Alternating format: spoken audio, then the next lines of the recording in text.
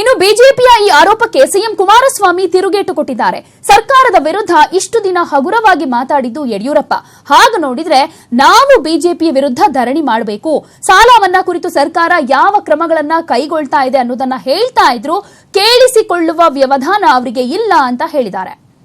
ಹಗುರವಾಗಿ ನಾನು ಮಾತನಾಡಿದ್ದೀನಿ ಅನ್ನೋದು ಅವ್ರ ಚಾರ್ಜು. ಹಗುರವಾಗಿ ಸರ್ಕಾರದ ಬಗ್ಗೆ ನಿರಂತರವಾಗಿ ಮಾತಾಡಿರ್ತಕ್ಕಂಥವ್ರು ಯಡಿಯೂರಪ್ಪನವರು. ಆ ರೀತಿ ಹೋದ್ರೆ ನಾವು ಅವ್ರ ವಿರುದ್ಧ ಧರಣಿ ಕೂರಬೇಕು. ಇವತ್ತು ರೈತರ ಸಾಲ ಮನ್ನಾ ಬಗ್ಗೆ ಈ ಸರ್ಕಾರ ತೆಗೆದುಕೊಂಡಿರ್ತಕ್ಕಂಥ ನನ್ನ ನಿಲುವುಗಳೇನಿದೆ, ಯಾವ ಒಂದು ಪಾಸಿಟಿವ್ ಡೈರೆಕ್ಷನಲ್ಲಿ ಹೋಗಿದ್ದಾನೆ ಅದನ್ನು ಕೇಳಲಿಕ್ಕೆ ಅವರಿಗೆ ವ್ಯವಧಾನ ಇಲ್ಲ.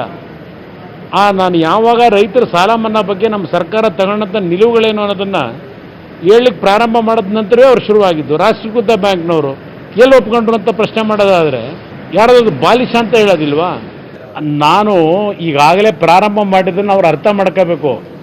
ಈಗಾಗಲೇ ದೊಡ್ಡಬಳ್ಳಾಪುರದಲ್ಲಿ ಸೇಡಂನಲ್ಲಿ ರಾಷ್ಟ್ರೀಕೃತ ಬ್ಯಾಂಕಿನ ಸಾಲ ಪಡೆದಂಥವ್ರದ್ದು ಮನ್ನಾ ಮಾಡಿದ್ದೇವೆ. ಒಂದು 6 ತಿಂಗಳು ಸಮಾಧಾನವಾಗಿರಲಿ, ನಾನೇನು ಎಲ್ಲೂ ಹೋಗೋದಿಲ್ಲ, ನಿಮ್ಮ ಜೊತೆಲೇ ಇರ್ತೀನಿ. BJP ನಾಯಕರಿಗೆ ಹೇಳ್ತಕ್ಕಂಥದ್ದು 4 ವರ್ಷ ಅದನ್ನು ಎಳೆಯತಕ್ಕಂಥ ಪ್ರಶ್ನೆ ಇಲ್ಲ. ಆದರೆ ನಾನು ಮೊದಲೇ ಈಗ 1 ವರ್ಷದಲ್ಲಿ ಕೊಡ್ತೀನಿ ಅಂತೇಳಿ ಮುಂದೆ 2-3 ವರ್ಷ ಮುಂದಕ್ಕೆ ಹೋಗ್ತಕ್ಕಂಥ ಪರಿಸ್ಥಿತಿ ಅನಿವಾರ್ಯವಾಗಿ ಬಂದಾಗ ನಾನು ಜನಗಳಲ್ಲಿ ತಪ್ಪು ಭಾವನೆ ಮೂಡಿಸಬಾರದು. ಏನು ಈ ಕೆಲವು ಯೋಜನೆಗಳೇನು, ಯಾವುದೇ ಯೋಜನೆಗಳಲ್ಲಿ ಹಣವನ್ನು ಕಡಿತ ಮಾಡಿಲ್ಲ. ನೀರಾವರಿ ಯೋಜನೆಗಳಿರಲಿ, ಯಾವುದೇ ಯೋಜನೆಗಳಿಗೆ ಹಣವನ್ನು ಕಡಿತ ಮಾಡಿಲ್ಲ.